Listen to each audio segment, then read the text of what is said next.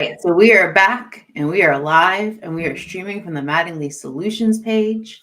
And thank you all for tuning in. It is our 2-year anniversary of the dropping of Inclusalytics. We have learned so much. I know I've learned so much as a co-author of this book, and I'm super thrilled to be joined with my lovely co-authors, Sertrice Shipley and Allison Goldstein. Congrats on hitting 2 years and 2-year anniversary of the book, ladies.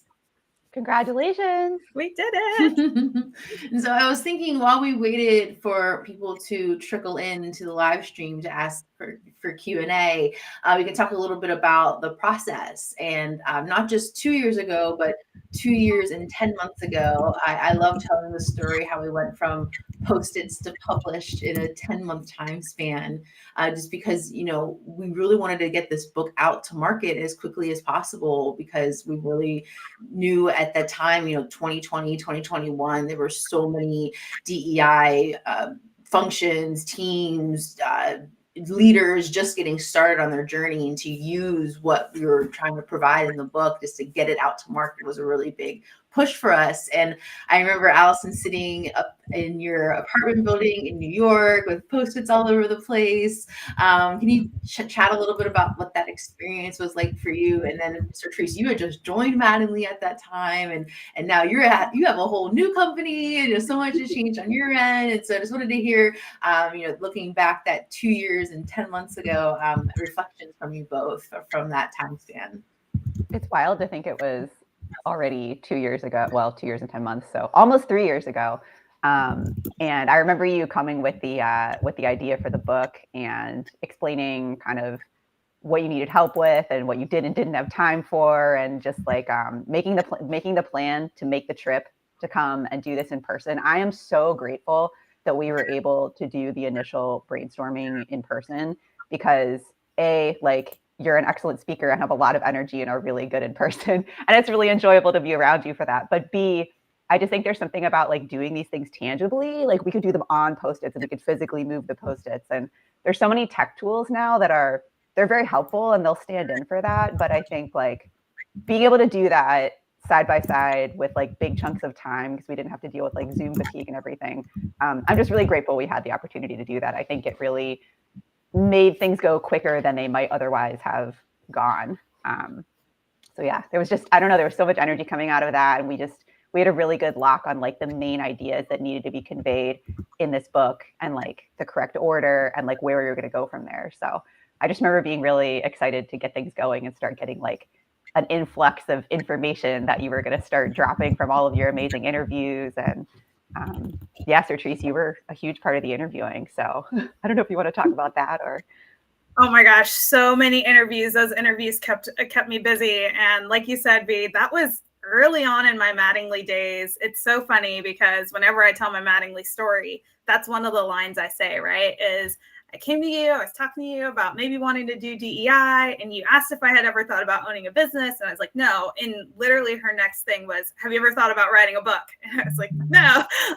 And then we dove in and did both of those things together. And Allison, I also tell people all the time that having you there, I actually just was gassing you up 2 days ago to someone who was telling me about writing a book.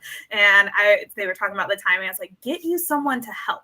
Get someone who can like take your genius and make it into something beautiful, because that's what we did. And it made this process so smooth, how we each chunked it, and we came in. I'd help with interviews. I'd leave some voice notes or send emails with my thoughts. V had her big ideas, who started like this idea of even having the book and bringing it all together. And then Allison, you know, just again, making sure our words were digestible to your everyday audience. And whenever I get that compliment, which we get a lot from people, that this is so, you know, easy to follow, it's not too scientific, or it helps bridge the gap. That's another message I got recently from someone who was like, I work in this organization, there's a lot of scientific people, but I'm not scientific. And I made this our book choice, and we read it together, and it just helped us come to an understanding as a team. Just warms my heart. But anyways, I was all over the place. That was a lot. V, I want to hear from you too. I was just talking to someone on Friday who said how readable it was, how this was the easy read. Like he was reading 2 books at the same time, and this was the easy read of the 2 books. And I'm like, oh my gosh, I'm so. And he's like, and he referenced the preface about how we said we brought you in, Allie, to be the person to make it not an IO book for IOs, because that's what it would have been if it was just me and Sertrice, and you helped made it a readable book. So yeah, I really love how we hit that nail on the head, not just the speed to market, but something that people could pick up and easily read. I remember when I'm not going to name it, but a book that is pretty competitive to ours came out a year or 2 later. And I'm like, oh my gosh, like we're no longer the only one.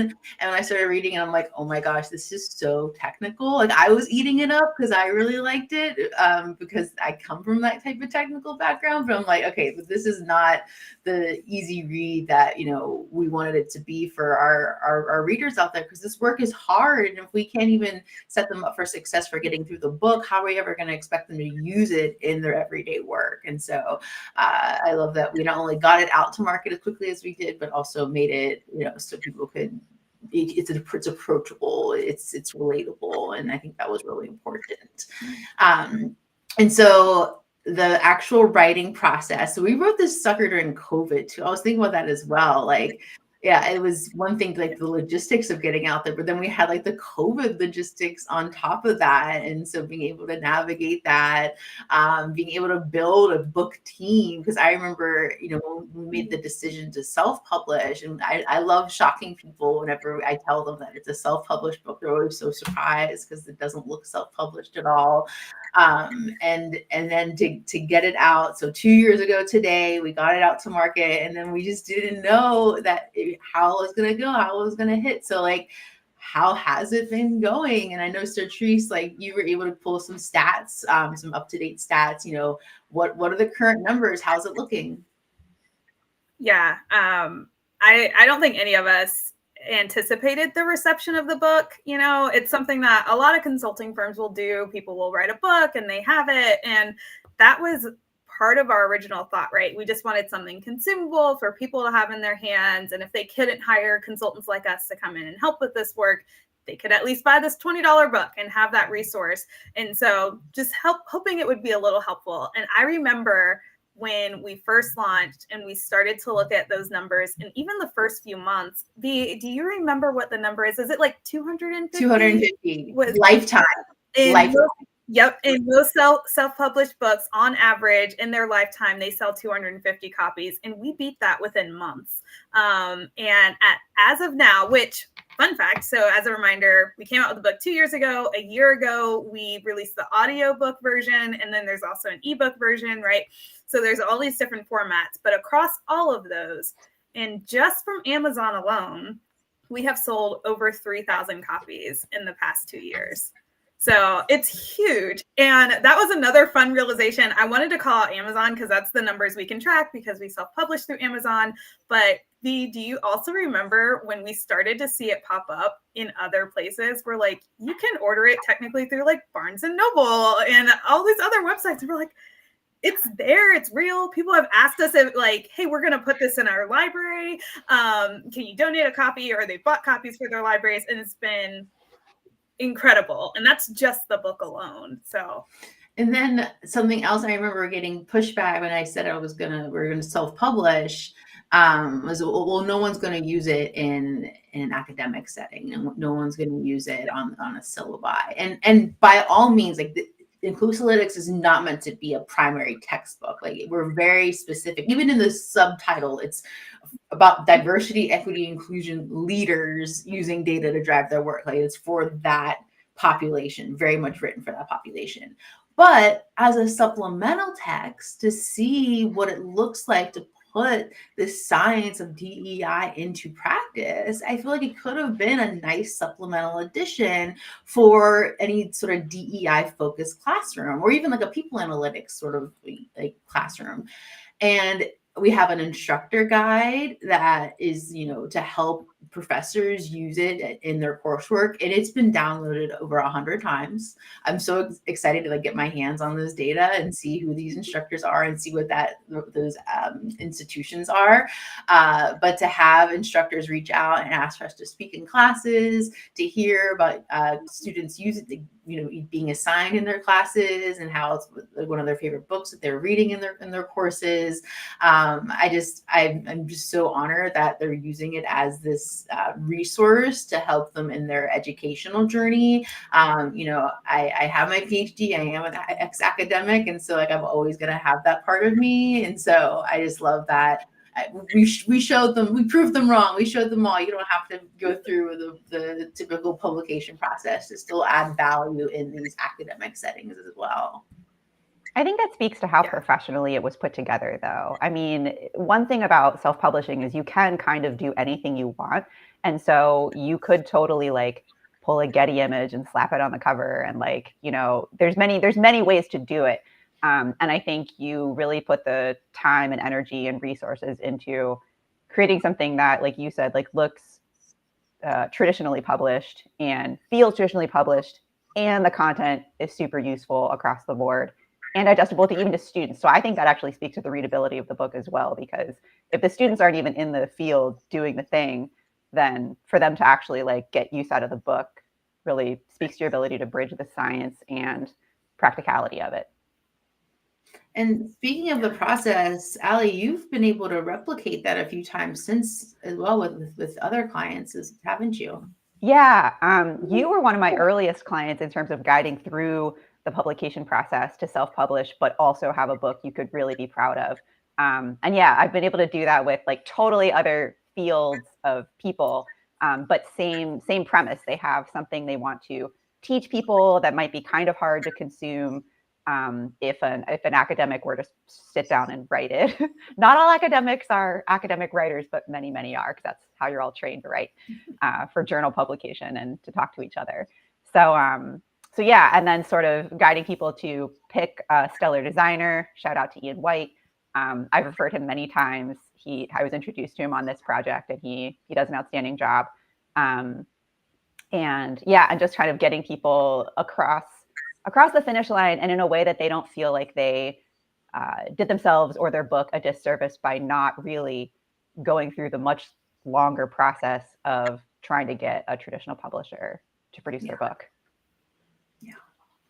So we talked a little about how it started. We talked about how it's been going. So what's the future? What's next? So we've seen, where Inclusalytics has been. Where is Inclusalytics going? And I know, Sertrice, you have big, exciting news about your future. And, how do you see like Inclusalytics fitting into your future work and your new company?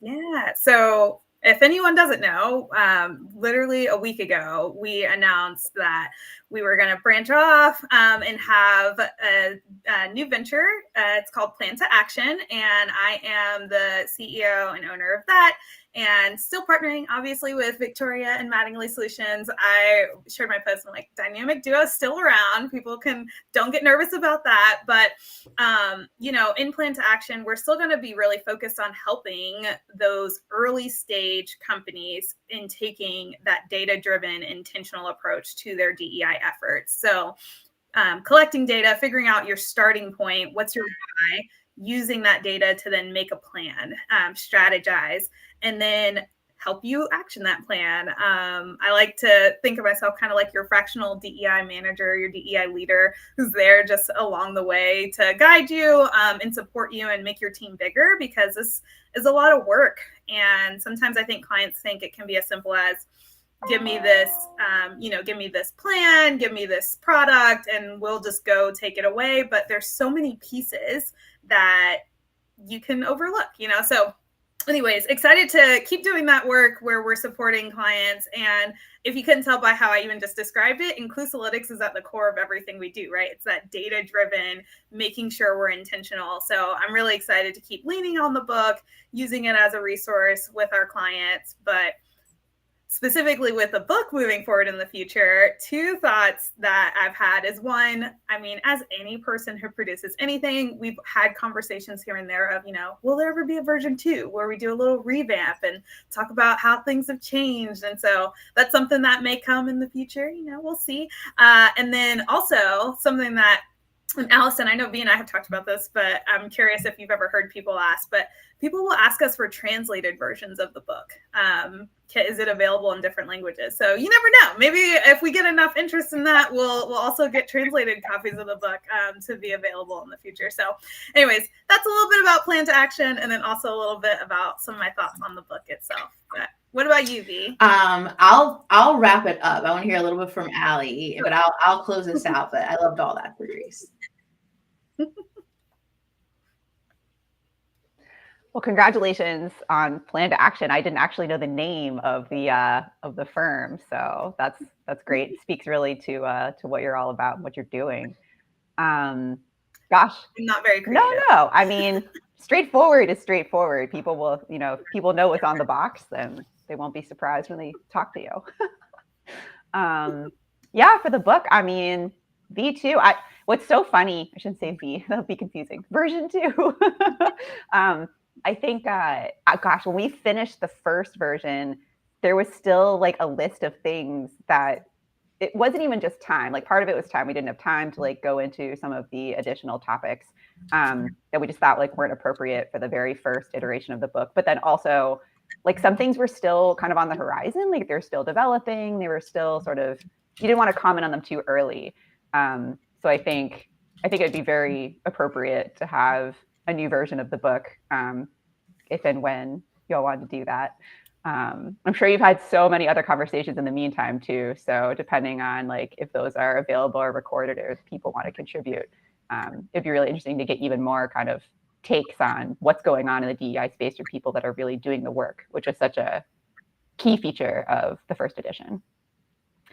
As for translation, it's funny you asked that. I should look into that because from a self-published perspective, I actually don't know how that works. I only know how it works from a traditionally published perspective. But I am sure it can be done. I'm sure people are doing it. And I think, I'm curious, what did you actually get a specific language request? Like who's wanting it translated? Spanish? I don't even know. I was going to say, Spanish came in as one. And then the only other thing coming to mind, which isn't a language translation, but I know people in India wanted to get copies of the book, but they could only, I think, do ebooks. So something to do with the platform. I think that maybe is resolved now that it's available in some other ways. But I know there was at least one other language, but I can't remember what it was now. It's been a while. Very cool. Wouldn't even have occurred to me. So it's really smart. Yeah, no, it's awesome. And then I did remember, I forgot to mention one thing, and people in my life would be so mad if I don't mention this. And it's that, so over time, we have been hosting these like local networking events for DEI practitioners where we can really dig into things related to either DEI or data-driven approach. And we're going to keep doing that. I'm simplifying the name because it was a lot to say. So now it's just like the Triangle DEI community. But we're going to keep meeting. We have another session coming up in April, actually. So if anybody's local to the Triangle in like the Raleigh area in North Carolina and want to come check that out, we'd love to have you. And I'm also going to be putting in some structure around that. I'm thinking something really simple, but just a way for people to keep in touch outside of our quarterly sessions that we do. And that's because that's a question I get a lot from those people, is they want to dig deeper into these topics and share expertise and, get advice from each other in this free space and just building community. That's why we're, I don't know if I said that, but that's the simplified name is just the Triangle DEI community. And so more to come on that. I'll drop a link to the April events, April 25th from 6 to 8 p.m. One of our friends, Brand Fuel, is going to let us use their office space so we can meet there and, eat, drink, be merry, and talk DEI like we normally do. So excited for that.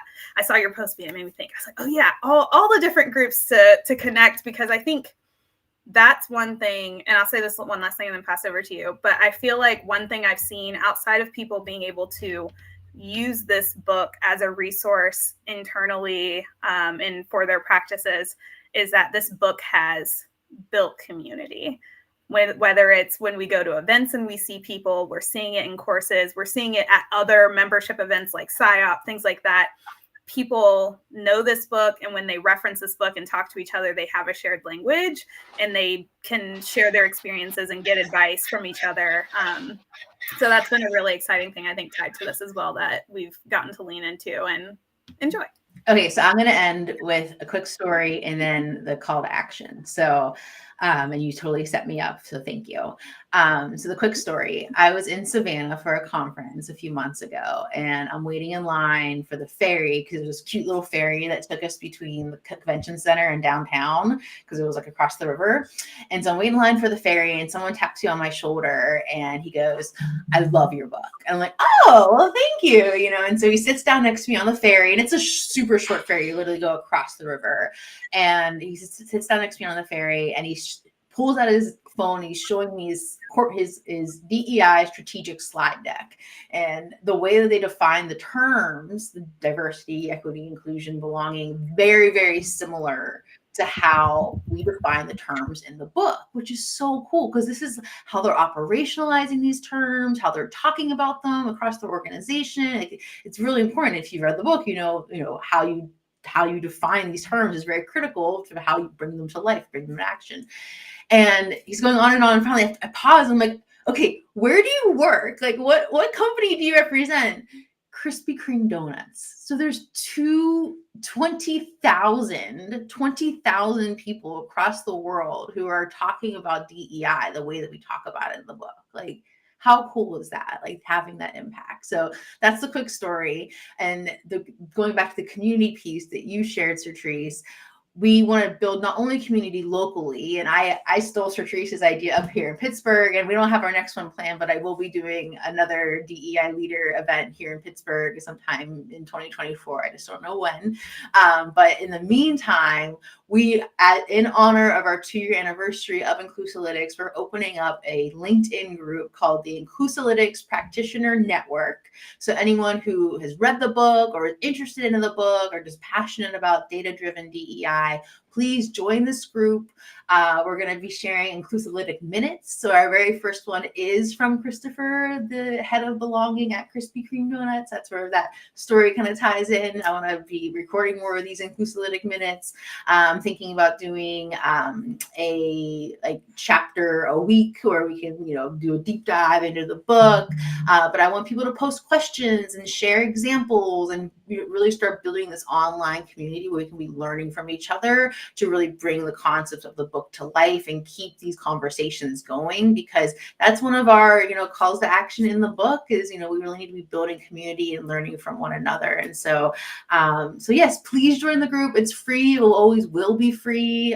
That's how we roll. We want to build community. We want to bring people together, and and doing it in honor of our 2-year anniversary just made a ton of sense. But that's all we had for y'all today. I was checking. We didn't have too many questions in the comments. I was glad I had our questions, in mind. But any closing thoughts from Sertrice and Allison? I'll go first. I'm just really excited that the book is continuing to have such a long life. Like sometimes books will get out the gate really strong and then kind of dwindle out, but it feels like yours has picked up strength over time. I mean, I see it mentioned on LinkedIn. Thank you for always tagging me so I can see the comments that come in, the compliments and everything. It sounds like it's been such a great tool for your work with people. So you're being able to introduce it even if they don't find it organically. So I just think, I don't know, congratulations on producing such a wonderful book that's being used by so many people in so many ways. And I'm just really proud to be a part of it and hope to continue to be a part of whatever grows out of it.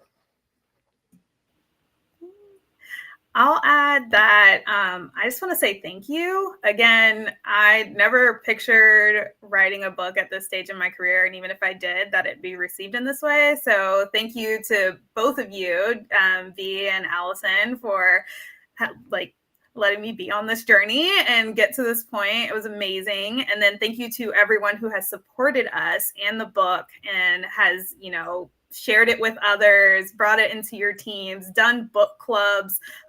We talked about the instructor workbook download. We've had over 600 people download the companion workbook that's tagged in the book itself. So I just love that it's getting used, because it would have been really sad to put all that work in and just have it, not be out there. So just really grateful for the experience we've had related to this. Thank you for being such wonderful co-authors. Thank you all for out there watching and all your support of the book. And stay tuned for more Inclusalytics goodies to come. And we're looking forward to doing a year 3 a year from now. So keep it going. Bye.